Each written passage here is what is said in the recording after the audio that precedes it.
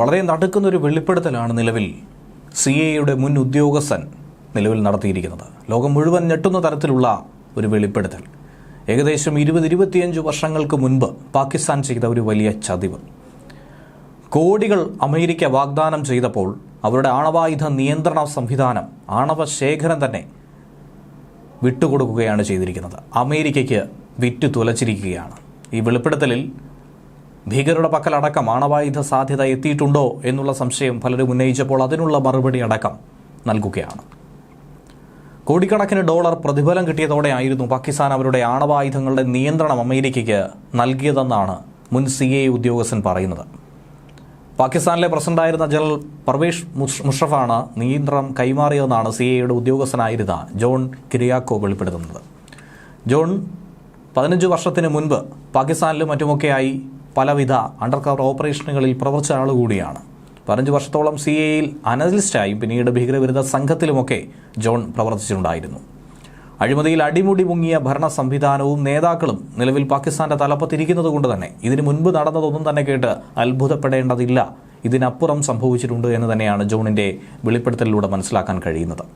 രാജ്യത്തെ സാധാരണക്കാർ നട്ടം തിരിഞ്ഞപ്പോഴും പാകിസ്ഥാന്റെ മുൻ പ്രധാനമന്ത്രി ബനസീർ ഭൂട്ടോ ഉൾപ്പെടെയുള്ളവർ വിദേശത്താകട്ടെ ആഡംബര ജീവിതം നയിക്കുന്നതിനടക്കം മുൻതൂക്കം നൽകുകയായിരുന്നു. പാകിസ്ഥാനിലെ രാഷ്ട്രീയ നേതൃത്വം വൻ അഴിമതിക്കാരാണെന്നും ANIക്ക് നൽകിയ അഭിമുഖത്തിൽ അദ്ദേഹം ആരോപിക്കുന്നുണ്ട്. മുഷറഫ് സർക്കാരുമായി അമേരിക്കയ്ക്ക് നല്ല ബന്ധമുണ്ടായിരുന്നു.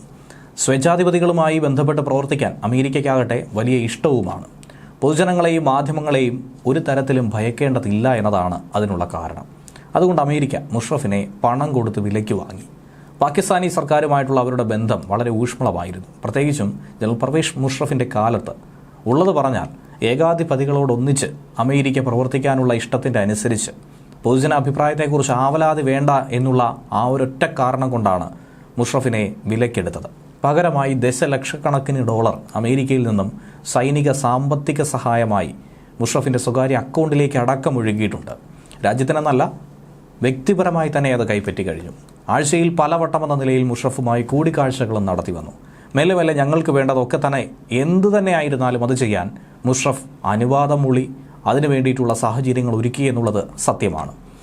ഞങ്ങൾക്ക് വേണ്ടത് എന്തായാലും ചെയ്യാൻ അദ്ദേഹം അനുവാദം നൽകിയിരുന്നു. പക്ഷേ മുഷറഫിന് സ്വന്തം ആളുകളെയും കൈകാര്യം ചെയ്യേണ്ടതായിട്ടുണ്ടായിരുന്നു. സ്വന്തം ജനങ്ങളോട് പലതും പിന്നീട് ഒരു ഘട്ടത്തിൽ വിശദീകരിക്കേണ്ടതായിട്ടുള്ള സാഹചര്യം പോലും വന്നു. സൈനിക സഹായത്തിനും വികസന പ്രവർത്തനത്തിനും ഒക്കെ തന്നെ അമേരിക്ക പല ഘട്ടങ്ങളിലായി പണമൊഴുക്കി. പാകിസ്ഥാനിലെ ആണവായുധങ്ങളുടെ നിയന്ത്രണം കൈമാറിയ വിവരം ഞാൻ അറിയുന്നത് 2002-ലാണ്. ഓർക്കുക, 2001 മുതൽ 2008 വരെ ആയിരുന്നു പർവേസ് മുഷറഫ് പാകിസ്ഥാന്റെ 10ാമത്തെ പ്രസിഡന്റായി സേവനമനുഷ്ഠിച്ചത്.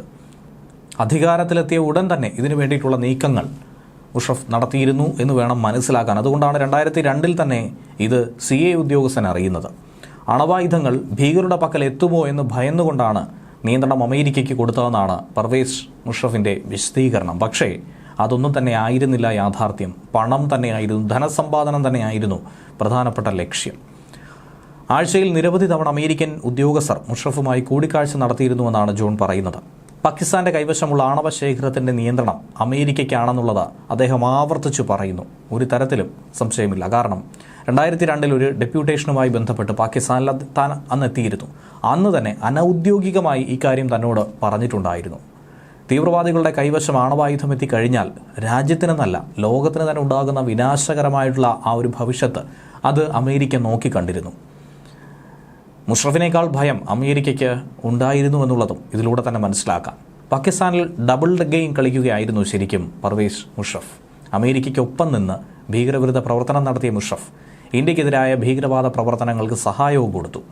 സ്വന്തം സൈന്യത്തെ സന്തോഷിപ്പിച്ച് നിർത്തുക മുഷറഫിന്റെ ആവശ്യം കൂടിയായിരുന്നു അത്. പാക് സൈന്യത്തിന് അൽ-ഖ്വയ്ദ ഒരു വിഷയമേ ആയിരുന്നില്ല. അവർ ഇന്ത്യയെക്കുറിച്ച് മാത്രമേ ചിന്തിച്ചുള്ളൂ. ഇന്ത്യയെ എങ്ങനെയും നശിപ്പിക്കുക, നാശത്തിലേക്ക് കൊണ്ടുപോവുക.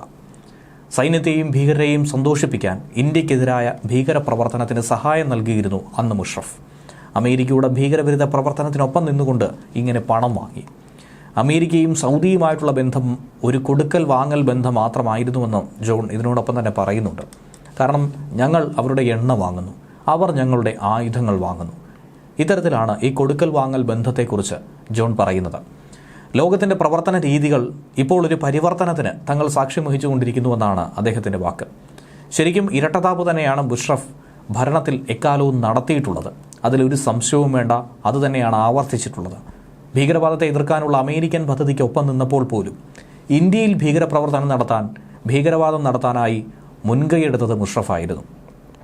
ഭീകരർക്ക് അനുകൂലമായ സാഹചര്യം ഒരുക്കിയതും മുഷറഫിൻ്റെ കാലഘട്ടത്തിലായിരുന്നു. സൈന്യത്തെ ഒരു തരത്തിലും അദ്ദേഹം പിണക്കിയിരുന്നില്ല. കാരണം അറിയാമല്ലോ, സൈന്യം അട്ടിമറിച്ചാൽ ഭരണം കയ്യിൽ നിന്ന് പോകും.